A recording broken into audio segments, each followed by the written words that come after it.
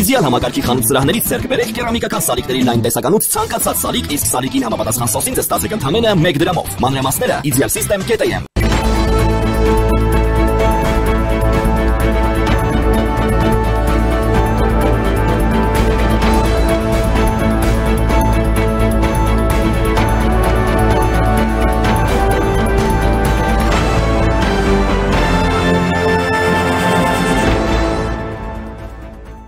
Երեք ադրբեջանական լրատվամիջոցները հայտնել են Արցախի նախկին պետնախարար Ռուբեն Վարդանյանի դեմ շինծու գործով հերթական այսպես կոչված դատական նիստի մասին։ Հաղորդվում է, որ նրան բազմաթիվ հարցեր են տվել, այդ թվում ողջ մնալու արվեստ ռազմաքաղաքական կազմակերպության ղեկավար հետախույզ Վովա Վարդանովի եւ Արցախի պաշտպանության բանակի հետ հարաբերությունների մասին։ Բացի դրանից, ըստ ադրբեջանական լրատվամիջոցների բեմադրված դատավարության ընթացքում հրապարակվել են նաեւ Ռուբեն Վարդանյանի կողմից Վարդանովին ուղարկված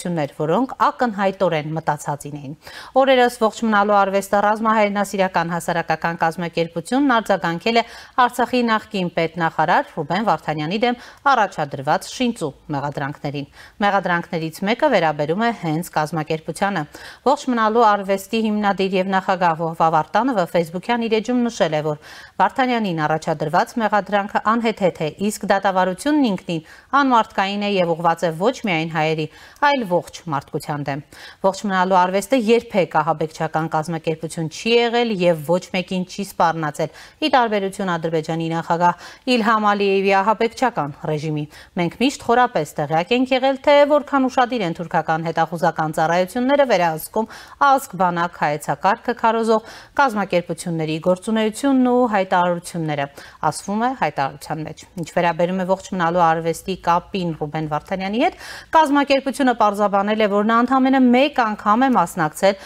ողջ մնալու արվեստի կողմից կազմակերպած գոյատևման դասընթացին, որի նպատակն է ապահովել գիտելիքներ ու հմտություններ բարձրացնելու ճկունությունը, սակայն կազմակերպությունը նրանից երբեք ֆինանսական աջակցություն չի ստացել։ Բաքուն Ռուբեն Վարդանյանին մեղադրում է ադրբեջանցի դիվանագետների դեմ Նեմեսիս 2 գործողություն կազմակերպելու մեջ։ Նա մեղադրվում է նաև 22 թվականի սեպտեմբերին Ադրբեջանի սահմանն ապօրինի հատելու, Ավրորա հիմնադրամի եւ այլ կազմակերպությունների միջոցով զինված խմբավորումներին ֆինանսավորելու, զենք մատակարարելու եւ պահելու մեջ։ Բացի այդ, ըստ մեղադրող կողմի Վարդանյանը իբր գումար է վճարել անօրինական զինված խմբավորումների անդամներին եւ համագործակցել ՈՄԱ-ի ղեկավար Վովա Վարդանովի հետ զինյալ պատրաստելու համար։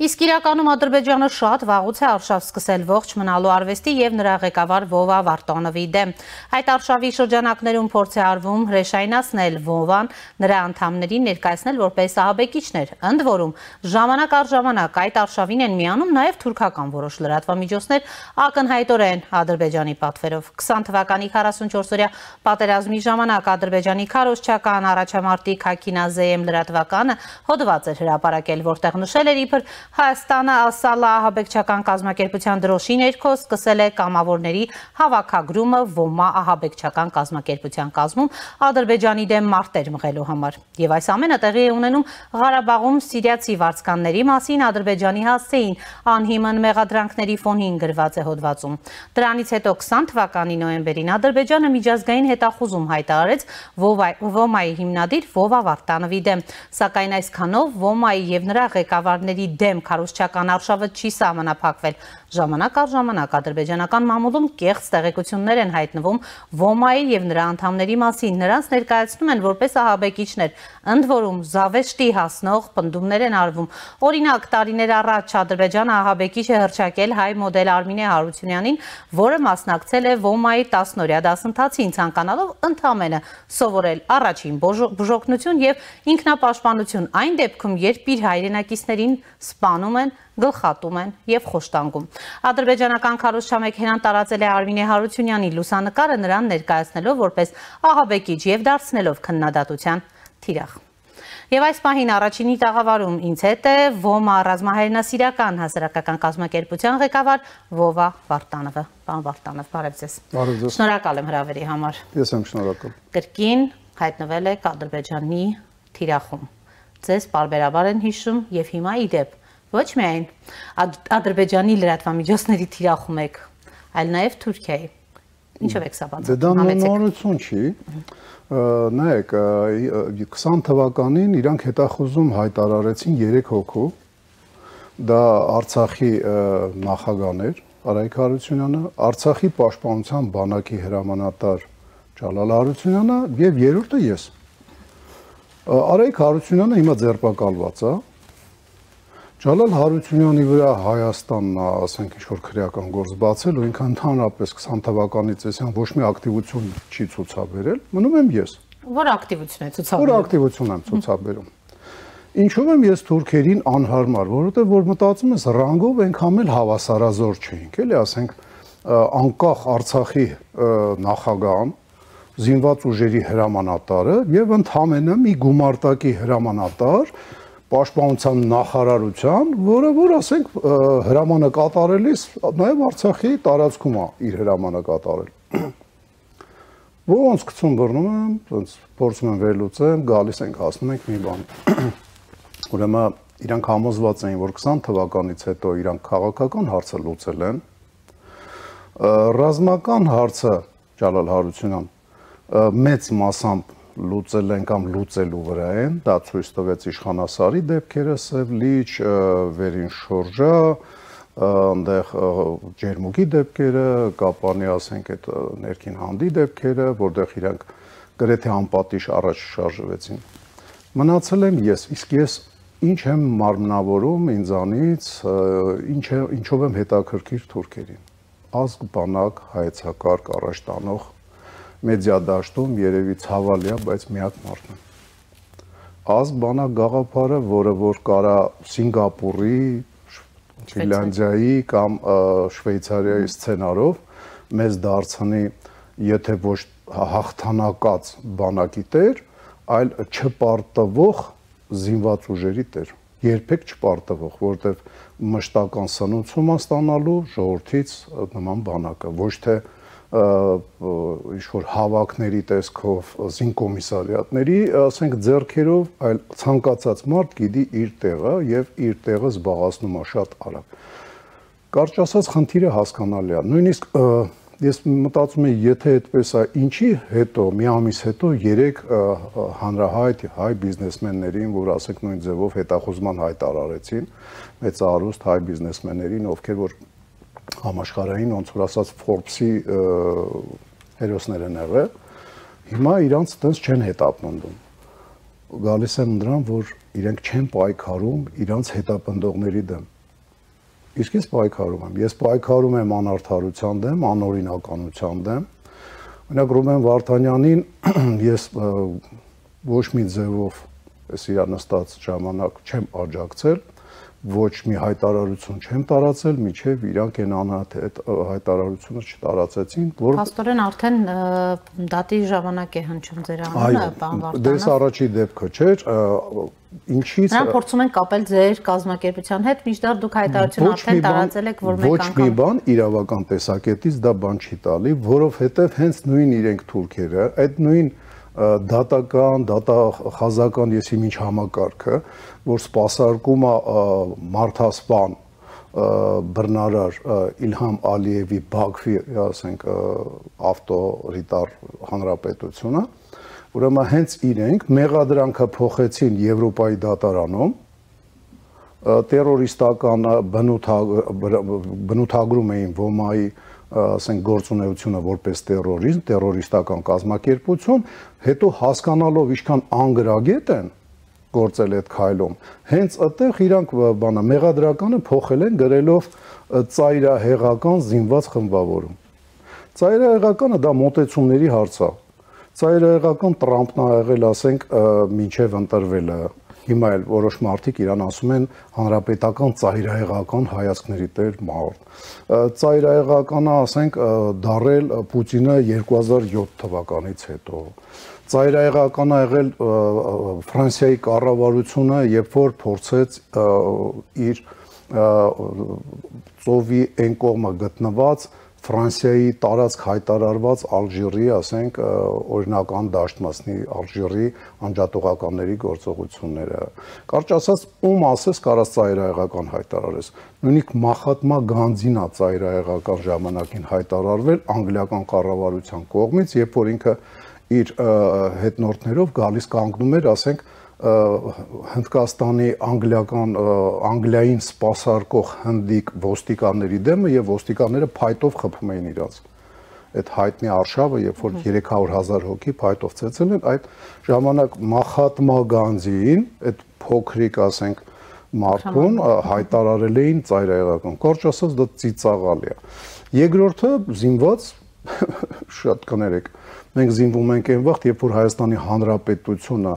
մեզ անհատապես տարբեր, ասենք, զինվորական ստորաբաժանումների մեջ ընդգրկում է անհրաժեշտության պահին, փաստորեն նույն ձևով կարա զինված խմբավորվում հայտարարվի կոմունիստական կուսակցությունը Հայաստանի, որտեղ պարզվում է չի մահացել, չէ, Գյումրիում ընտրությունների է մասնակցում, հաստատ իր անդամներից գոնե 2 հոգի, ասենք, զորակոչվել են զինված ուժեր, հանրապետական կուսակցությունը, որովհետև բազմաթիվ հանրապետական կուսակցության, ասենք, անդամներ գիտեմ էլի, ասենք, նույն ձևով քայլող կուսակցությունը 5 հոգի մեր գումարտակի կազմում են եղել, իրանք բոլորը ուրեմն զինված խմբավորում են։ Իսկ ծայրահեղական ասեցի, կարճ ասած շատ անգրագետ մոտեցում, իրենց ոչ մի բան չի տա յուրիսպրուդենցիայի տեսակետից, Ռուբեն Վարդանյանին իմ հետ կապելը կամ ոմայի հետ կապելը։ Նույնիսկ կեղծ հաղորդագրություններին բանը հասավ։ Կեղծ հաղորդագրությունները մի քիչ ծիծաղալի է, որտեղ ես այդքան բանեմ հասարակ եմ, որ հեռախոսին վստահեմ այն զրույցները, որը որ պետք է չլսվի, հա։ Ես այդքան պարզունակ եմ, որ չգիտեմ, որ բոլոր համացանցային բաները, ասենք, չգիտեմ, WhatsApp-ներն ու Viber-ները տեր ունեն, կամ Telegram-ները, հա։ Ես այդքան պրիմիտիվ եմ, որ չգիտեմ, որ հեռախոսը կարան լսեմ։ Դա խնդալու է։ Պարոն Վարդանов, տեղյակ Ադրբեջանում քանի գործ է ձեր դեմ հարուցված։ Ինչքան գիտեմ, այդ մի գործն է, մեկ էլ ես երկար ժամանակ այն կարծիքի եմ եկել, որ դեռևս 90-ական թվականներին իմ ավագ եղբայրները, ասենք, ինձ համոզեցին 89-ի վերջ 90-ի սկզբին, որ չի կարելի խոսալ Ադրբեջանի սովետական սոցիալիստական հանրապետության ոչնչացման կամ օկուպացիայի մասին։ Խոսալ է պետք նրա մասին եւ այդ գործառույթներն է պետք առաջ տանել, իրականացնելու այն ծրագիրը, որը կբերի կոնֆեդերատիվ վիճակի, որտեղ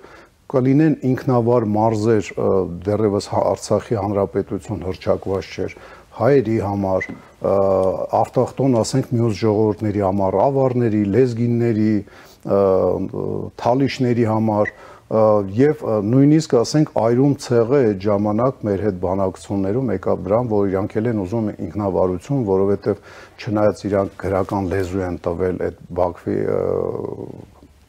ստեղծված 30-ական կամ 20-ական թվականներին 30-ականներին ամրացված հանրապետությանը, իրենք շատ անտեսված վիճակում են, աղքատության մեջ թաղված, միայն հարկեր են մոցում եւ ոչ մի բան իրancs վրա չի ծախսվում։ Եվ նման կոնֆեդերատիվ, ասենք, Մերձ-Կասպյան ռեգիոնը դա կարա իրենց դարձնի նավթի գործոնը հաշվի առնելով, Էմիրատներ կարա դարձնի, Արաբական Էմիրություններ կարա դարձնի եւ իրենք լինեն բավականին ուժեղ ինքնապաշտպանական մարտերի համար եւ հարուստ կենցաղում եւ դրանա պետք ձգտել եւ ես դրա մասին բազմաթիվ չէ, բայց գոնե մի քանի անգամ բարձրաձայնել եմ, դա ինձ թվում է շատ է վախեցնում Բաքվի ռեժիմին, որ հանգարց սեպարատ շարժումներ չսկսեն,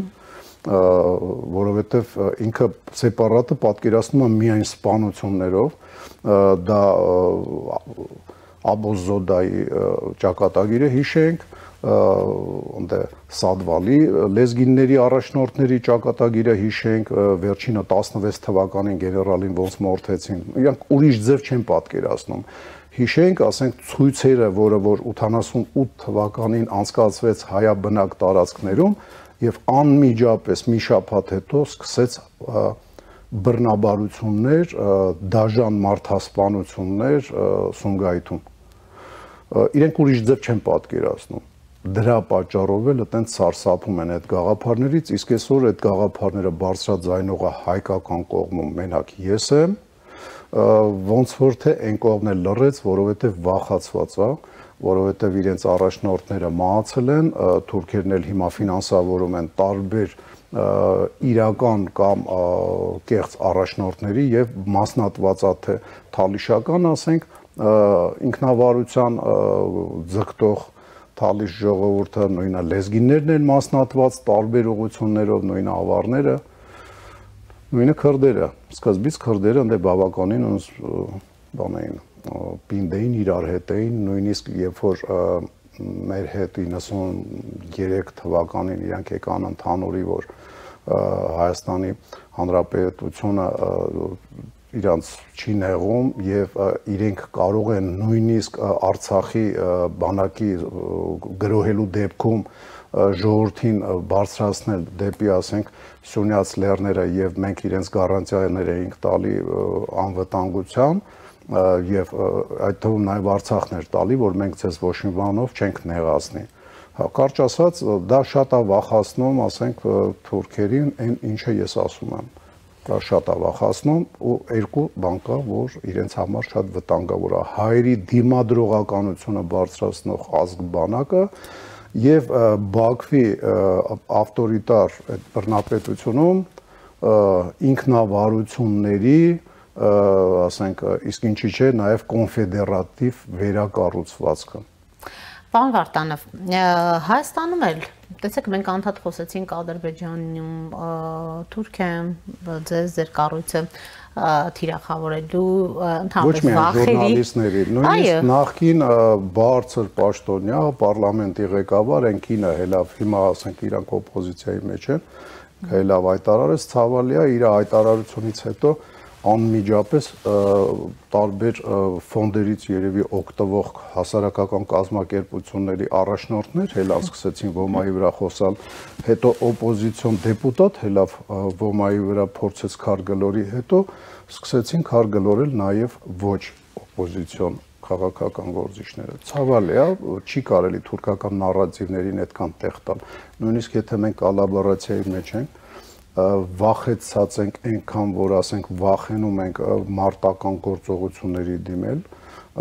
պաշտպանելով մեր քաղաքացիներին Բաքվում կամ սահմանների վրա ապրող,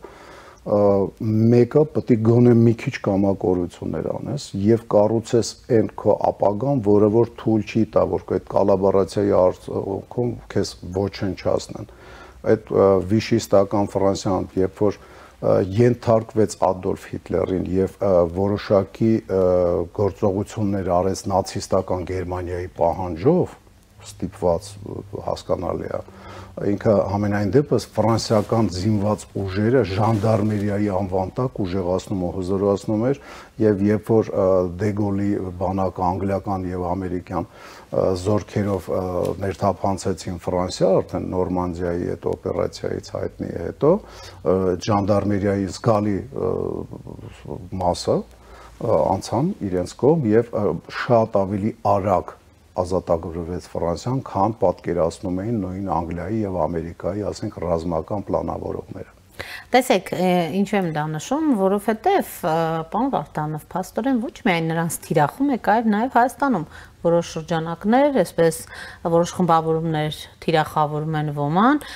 նույնիսկ մի քանի անգամ դատական գործեր այդպիսի եղան, դուք ընդհանրապես կապ տեսնում եք այստեղի թիրախավորողների եւ ընդհանրապես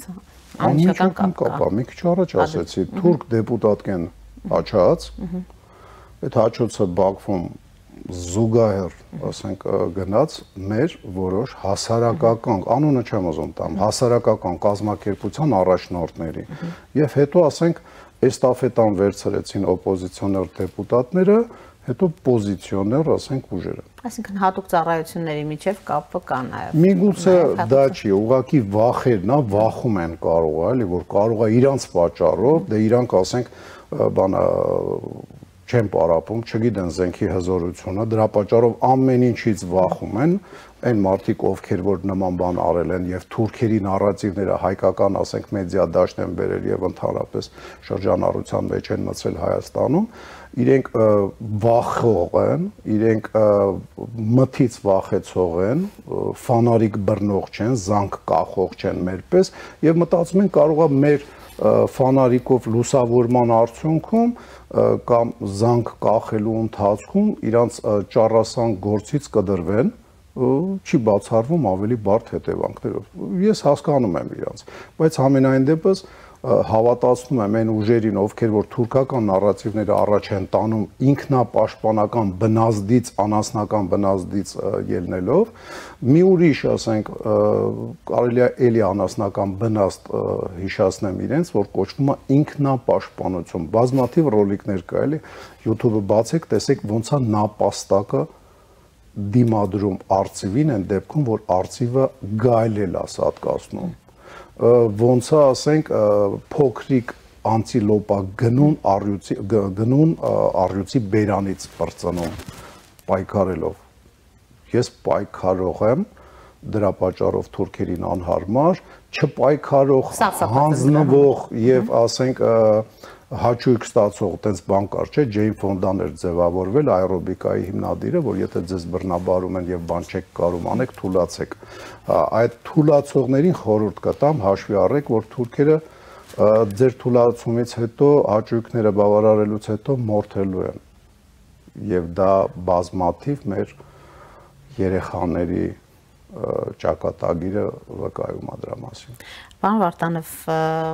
Կանք մի քանի այլ թեմաների ռազմական ոլորտում Հայաստանը Եվրամիությունում պաշտպանության հարցերով կրծորդ կունենա, որոշման նախագիծ այսօրվա նիստում կառավարության ընդունվեց, համաձայն հիմնավորման կրծորդը իրականացնելու է միջազգային կազմակերպության, ինչպես նաև անդամ պետությունների միջև ռազմական ու ռազմաքաղաքական համագործակցության համադրման ու կոորդինացման աշխատանքները, ինչպես է գնահատում։ Վերջին շրջանում որոշակի ինտենսիվացում Հայաստան Եվրամիություն նաև ռազմական ոլորտում համագործակցության տեսնում եք, թե ոչ, որովհետև թե Ես հասկացա դուք ինչ եք ուզում ասեք, ժամանակը քիչ է, դրա համար ընդհատում եմ հազար ներողություն։ Եվրամիությունը ռազմական կառույց չի։ Միգուցե այնտեղ կցորդ ինչ որ տնտեսական հարցեր կարողանա լուծի, նաև ռազմատնտեսական, բայց մեզ ավելի շատ համագործակցությունը պետքա ռազմական կառույցի հետ, ասենք ՆԱՏՕ-ի հետ։ Մենք ՕԴԿԲ-ի անդամ լինելով, ոնց որ Ռուսաստանն էր ՕԴԿԲ-ի անդամ, երբ որ ինքը համագործակցում էր ՆԱՏՕ-ի հետ, անգամ Ուլիանովսկում լոգիստիկ կենտրոն փաստացի ռազմաբազա տրամադրել իրենց, ՕԴԿԲ-ի անդամ էր նաև Կիրգիզիան եւ Տաջիկստանը, երբ որ ՆԱՏՕ-ի անդամ երկրներին օդանավակայան եւ էլի լոգիստիկ կենտրոններ էին տրամադրել փաստորեն, եթե ՕԴԿԲ-ի երկրները դեմ կանգնեն, չէ՞ որ մենք լրիվ չենք հեռացել, կարելի է իրենց մատնանշել իրենց համագործակցությունը ՆԱՏՕ-ի հետ տարբեր հարցերում ու ոչ մի անգամ երևի մեր կարծիքը չեն հարցրել, չէ՞։ Մենք մեր խնդիրները լուծելու համար, օրինակ 102-րդ ռազմաբազան գործողություններ արեց Հայաստանի Հանրապետության սահմանները պաշտպանելու։ Կարծում եմ, այո, ինքը տեղաշարժեց զինվորական ուժեր, բայց դա մանավանդ այդ բայցը երկու անգամ ասեմ, էլի, որտեղ մարդիկ կան, այն սկիզբը գլսեն, շարունակությունը չեն լսեն։ Ասեն օգնեց 102-րդ ռազմաբազան։ Բայց դա սարսափելի քիչ էր։ Սարսափելի քիչ էր, որ մենք ոչ թե ավել կարիք ունենք իրենց օգնության, ոչ, իրենց հնարավորությունների 0.0000001% արեցին։ Ինձ թվում է դա երևի ձևական, ուղղակի։ Զուտ որ կարողանան ասեն, մենք արել ենք։ Այո, որովհետև մենք չգիտենք, չէ, ինչ է կատարվում, Այ բանը 20 թվականին ես չէի կարող հասկանալ ինչի, 21 թվականին ինչից մենակ ձևական, անգամ իրանց ուղղաթիռը խփեցին, ասենք մարդիկ զոհվան, վեժները չէր, ինչի։ Հետո 22 թվականի փետրվարի 22-ին, 22-ին պարզ դարձավ, որովհետև նախապատրաստվում էին Ուկրաինայի հարձակումից առաջ, Ուկրաինայի վրա ձախ ֆլանգը հանդարտացնեին, ապահովեին ագրեսիվ գործողություններից եւ խառը իրավիճակներից։ Փաստորեն 20 թվականին թույլտվությունները ամեն մեկը իր հերթին իր շահերից ելնելով տվեց թուրքերին։ Ես նկատի ունեմ Ամերիկային, Ամերիկան էլ է թույլ տվել, ոչ մեկին չի կարա համոզի, որ Ամերիկան չէր կարա ինչ-որ մի բան աներ նաև զինվորական ուժերով, զինվորական, ասենք, ռազմական ուժերով։ Եվ Ֆրանսիան էր թույլ տվել, որ Բաքվի բռնապետը այդ հանցագործ մարդհակեր ռեժիմը, ես ցանկացած խոսքից տակ կարամ 10 հատ վիդեոռոլիկ դնեմ, էլի ասենք, իրենց նման ֆուֆլո չեմ, որ ասեմ, ոմանց սենց է ու չկարնամ ոչ մի բան հիմնավորեմ։ Այդ մարդհակեր ռեժիմը թույլտվություն ստացել Արցախի հարցը լուծել զենքի ուժով, նաև Ռուսաստանը մոռացա ասել, իդեպ։ Պարոն Վարդանով, տեսեք Հայաստան, Հունաստան, Հայաստան, Հնդկաստան դարձյալ այսպես ռազմական համագործակցության ընդլայնման հնարավորությունների մասին են խոսում իշխանությունները։ Վերջերս գլխավոր շտաբի պետ Էդվարդ Ասրյանն էր Հունաստանում։ Դուք ընդհանուր առմամբ սրանք ավելի պրոտոկոլային, թե իսկապես արդյունքների առումով տեսնում եք տեղաշարժեր։ Կարան լինեն, տեղաշարժեր կան, ուղղակի այդ ռուսականի նման շատ դանդաղ ամեն ինչը շարժվում։ Ինչու, պարոն Վարդանով։ Ինձ թվում է մենտալնստի հարց է, իրար լավ չհասկանալու հարց է։ Վերջը, ասենք, մենք արևմուտքի հետ տարբեր ռազմական եւ քաղաքական դպրոցների, ոնց որ ասած, սաներ ենք։ Մենք մի բան ենք ասում, ուրիշ բան ենք հասկանում, իրանք մեր ասացի տակ ուրիշ բան են հասկանում։ Նույն ձևով իրենց ժպիտով խոստումները մենք ընդունում ենք, որ բանը տղամարդը ասեց անպայման անելու է, այն դեպքում, որ նման քաղաքական գործիչ նոր Ամերիկայում հայտնվեց, մի ամիս է, միջև այդ չկար, էլի ասենք, այն 20 թվականին պարտված Տրամփն էլ, ասենք, հեչել չէր կարա իր խոսքի տերը լիներ, որտեղ ինքը թիմ չուներ, իսկ հիմա առաջի անգամ, երկրորդ անգամ է պրեզիդենտ դառնում, բայց առաջի անգամ գալիս է թմով, իսկ այն ժամանակ հենց իր նստացրած մարդիկ, իր, ասենք, պաշտոնները, որ ինքը հանձնարարել էր կատարել, հենց իրանք էլ խոչընդոտներ էին անում, բացահայտ սաբոտաժ էին անում իր գործողություններին, փաստորեն ինքը չէր կարա իր խոսքի տերը լինել։ Մենք իրար ուղղակի մի քիչ դժվար ենք հասկանում։ Պատկերացրեք, ես որպես հասարակական կազմակերպության ղեկավար, որը վերջինը չի Հայաստանում, գոնե այն բնակավարում, որով մենք, ասենք, օրենքի սահմաններում եւ պետռեգիստրում գրանցել ենք, ասենք, մեր գործունեությունը, այդ տարիներ առաջ, ուրեմն այդ դրա մեջ մենք վերջինը չենք ու մեկ-մեկ մեր վրա դուրս են գալի տարբեր, ասենք, մարդիկ քաղաքական մարդիկ հասարակական շրջանակներից տարբեր սպեկտրը մեծ է, այդ թվում նաև, ասենք, արտասահմանից, ասենք, պաշտոնյաներ դիվանագիտական կորպուսից բանից մենք հոգնում ենք բոլորին բացատրել, որ մենք քաղաքական ուժ չենք, ուղղակի հոգնում ենք, որովհետև մեր մեջ կան տարբեր քաղաքական հայացքների տեր մարդիկ իրար հակասող։ Եթե մենք սկսենք այդ ինչ-որ քաղաքական ուղիներ բռնել Հայաստանի Հանրապետության ներսում կամ արտաքին քաղաքականության մեջ, մեր ազգ բանակ գաղափարը, որը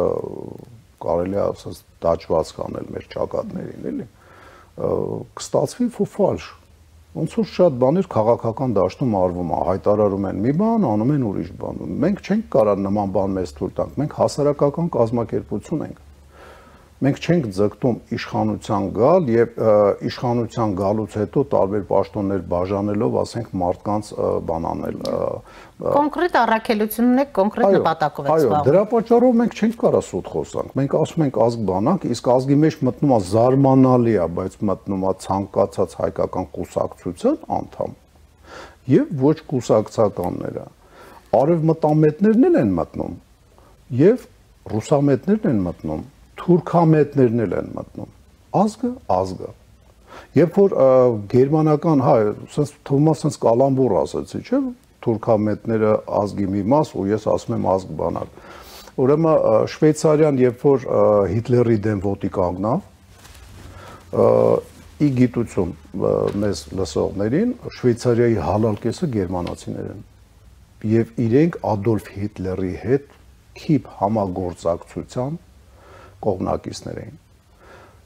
Ծագումով ֆրանսիացի գեներալ Գիզանի գլխավոր հրամանատար դառնալը Շվեյցարիայում պահեց, որ իրանք չմտնեն նացիստական այդ բլոկի մեջ եւ ասենք այդ Ադոլֆ Հիտլերի կամակատարը չդառնան։ Գիզանը գեներալ հիշեցրեց, որ մենք ազգ բանակ ենք, անկախ ծագումից եւ կրոնական պատկանելությունից, ընդ տարբեր կրոններ են։ Երկու բան, պրոտեստանտական եւ կաթոլիկ, երկու պրոտեստանտական իրար հակասող էլի մասամբ։ Այ ազգ բանակը դա է, ես այդպես եմ պատկերացնում, ես այդպես եմ ուզում եւ հասարակական կազմակերպություն, որը կոչվում է ՈՄԱ, անդամագրվում են այն մարդիկ, ովքեր որ եթե այդպես չեն ուզում, գոնե դրան դեմ չեն։ Շնորհակալ եմ, պարոն Վարդանյան։ Ես եմ շնորհակալ։ Առաջինի տաղավարում զրուցում էի ողջ մնալու արվեստը ռազմահայրենասիրական հասարակական կազմակերպության ղեկավար Վովա Վարդանովի հետ։